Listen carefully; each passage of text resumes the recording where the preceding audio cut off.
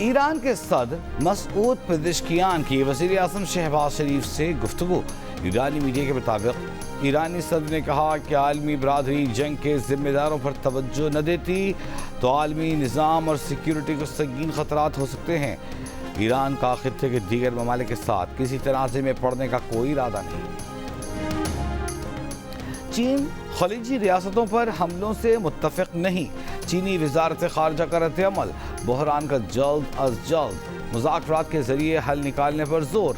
ترجمان چینی وزارت خارجہ نے کہا کہ چین خطے میں کشیدگی کم کرنے اور تمام فریقوں کے ساتھ رابطے مضبوط کرتا رہے گا۔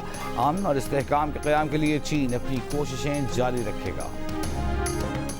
دبئی ایئرپورٹ کے قریب 2 ڈرونز گرنے کی اطلاعات، واقعے میں 4 افراد زخمی۔ دبئی میڈیا آفس کے مطابق ایئر ٹریفک معمول کے مطابق جاری ہے۔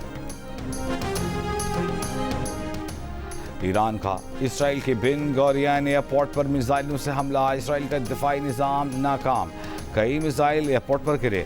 لیبنان سے میزائل حملے میں اسرائیلی فوج کا کمیونیکیشن سسٹم تباہ، 2 اسرائیلی زخمی۔ ایرانی پاسداران انقلاب کا کہنا ہے کہ 37ویں لہر میں کویت، بحرین اور عراق میں امریکی اڈوں اور اسرائیل کو نشانہ بنایا۔ اسرائیل اور امریکہ کی تہران میں ایک بار پھر شدید بمباری، مہرآباد ایئرپورٹ پر بھی زوردار دھماکے۔ ایران نے ایک اور اسرائیلی ڈرون مار گرانے کی ویڈیو جاری کر دی۔ بیروت پر اسرائیل کا وسطی علاقے میں رہائشی عمارت پر حملہ، متعدد فلورز تباہ۔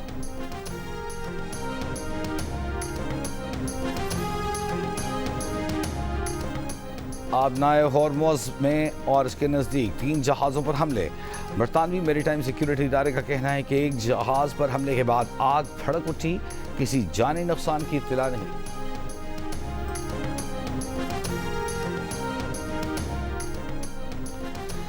ایران نے تیل کی رسد کی اہم آبی گزرگاہ آبنائے ہورموز میں بارودی سرنگیں بچھانا شروع کر دی۔ امریکی نشریاتی ادارے کا دعویٰ، انٹیلیجنس ذرائع نے CNN کو بتایا کہ حالیہ دنوں میں صرف چند درجن سرنگیں بچھائی گئیں۔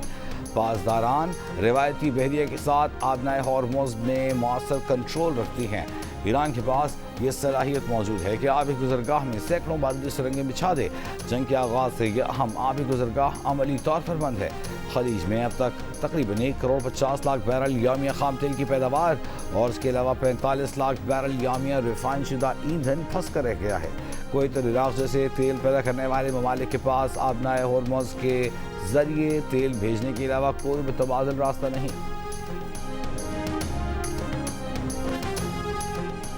امریکی سینٹ کام نے دعویٰ کیا ہے کہ آبنائے ہورموز کے قریب بارودی سرنگیں بچھانے والی 16 ایرانی کشتیاں تباہ کر دیں۔ امریکی صدر ٹرمپ نے وارننگ دی تھی کہ ایران نے اس آبی گزرگاہ میں بارودی سرنگیں بچھانے کی کوشش کی تو ایران کو سنگین نتائج بھگتنا پڑیں گے جو پہلے کبھی نہ دیکھے۔ امریکی بحریہ کی آبنائے ہورموز سے گزرنے کے لیے جہازوں کو سیکیورٹی دینے کی تردید۔ امریکی سیکیورٹی میں آئل ٹینکر گزرنے کا دعویٰ کرنے والے امریکی وزیر توانائی نے اپنے پوسٹ ڈیلیٹ کر دی۔ وائٹ ہاؤس نے بھی تصدیق کر دی کہ وزیر توانائی کا دعویٰ غلط تھا۔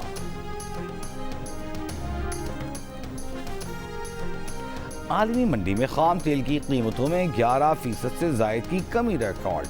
برنٹ کی قیمت $88 کے قریب آ گئی۔ WTI تیل کی قیمت $83 فی بیرل پر آ گئی۔ پاکستان اسٹاک ایکسچینج میں کاروبار کے آغاز پر 2000 سے زائد پوائنٹس کا اضافہ۔ ٹریڈنگ کے دوران انڈیکس کی برتری کم ہو گئی۔ ایشیا کی دیگر اسٹاک مارکیٹوں میں بھی مثبت رجحان۔ جاپان کے نکئی میں 2.5%، چائنا A50 1%، کورین کاسپی 3.7% اضافہ۔ آبنائے ہورموز کی بندش کے باعث پاکستان نے بحر احمر کے راستے تیل لینا شروع کر دیا۔ PNSC کا جہاز سعودیہ کی ینبوع ایئرپورٹ پہنچ گیا۔ ذرائع کے مطابق جہاز پاکستان کے لیے 73,000 ٹن خام تیل کے ساتھ کل کراچی پہنچے گا۔ PNSC کا ایک اور جہاز شالمار وار زون سے تیل لے کر لانے میں کامیاب۔ 190 ملین پاؤنڈ کیس، اسلام آباد ہائی کورٹ نے اسپیشل پروسیکیوٹر نیب پر 1 لاکھ روپے جرمانہ عائد کر دیا۔ کیس کی سماعت ملتوی۔ PTI بکرا نائن سماعت کے لیے تاریخ لینے کی کوششیں شروع کر دیں۔ بیرسٹر سلمان صفدر نے کہا کہ اس کا عید سے پہلے فیصلہ ہونا چاہیے۔ یہ دلائل دینے سے کیوں بھاگ رہے ہیں؟ ریاست سماعت ملتوی نہیں ہونی چاہیے۔ 9 دفعہ انہوں نے التوا مانگا، آج ان پر جرمانہ ڈالیں گے۔ نائب پروسیکیوٹر نے کہا کہ آپ کی متفرق درخواست قابل سماعت نہیں ہے، یہ خواہ ہم پر الزامات لگا رہے ہیں۔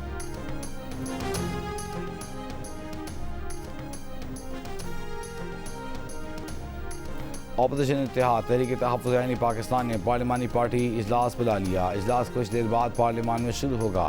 سربراہ اپوزیشن اتحاد محمود خان اچکزئی اجلاس کی صدارت کریں گے۔ مشترکہ اجلاس میں علامہ راجہ ناصر عباس اور سینیٹرز بھی شریک ہوں گے۔ اجلاس میں خطے اور پاکستان کی اندرونی سیاسی صورتحال پر مشاورت ہوگی۔ ایل پی جی کی قیمتوں کا کوئی نیا نوٹیفیکیشن جاری نہیں کیا، اوکرا نے ایل پی جی کی قیمتوں میں اضافے کی خبروں کو مسترد کر دیا۔ کہا ایل پی جی کی قیمتیں ہر ماہ کی پہلی تاریخ سے لاگو ہوتی ہیں۔ افغانستان کی بلا اشتعال کارروائیوں کے جواب میں آپریشن غضب للحق جاری۔ پاک افواج کی افغان طالبان اور فتنۃ الخوارج کے خلاف جوابی کارروائیاں۔ یوب سیکٹر میں افغان طالبان کی 2 پوسٹوں کو نشانہ بنایا۔ سیکیورٹی ذرائع کے مطابق پاک فوج کی کارروائی سے افغان طالبان پوسٹیں اور اسلحہ چھوڑ کر فرار۔ پاک فوج نے افغان طالبان کے زیر قبضہ پوسٹوں سے روسی ساختہ ہیوی گرینیڈ لانچرز قبضے میں لے لیا۔ سیکیورٹی ذرائع کا کہنا ہے کہ آپریشن غضب للحق اہداف کے حصول تک جاری رہے گا۔ اب جنگیں سرحدوں پر نہیں بلکہ ڈیجیٹل محاذ پر لڑی جاتی ہیں۔ دنیا جتنی تیزی سے راولپنڈی میں خواتین کے ساتھ ڈکیتی کی واردات، سی سی ٹی وی فوٹیج سامنے آ گئی۔ ملزم نے شاپنگ کے بعد گھر جانے والی خواتین سے نقدی اور موبائل فونز لوٹ لیے، فائرنگ بھی کی۔ فوٹیج میں خاتون کو ملزم کے ساتھ مزاحمت کرتے دیکھا جا سکتا ہے۔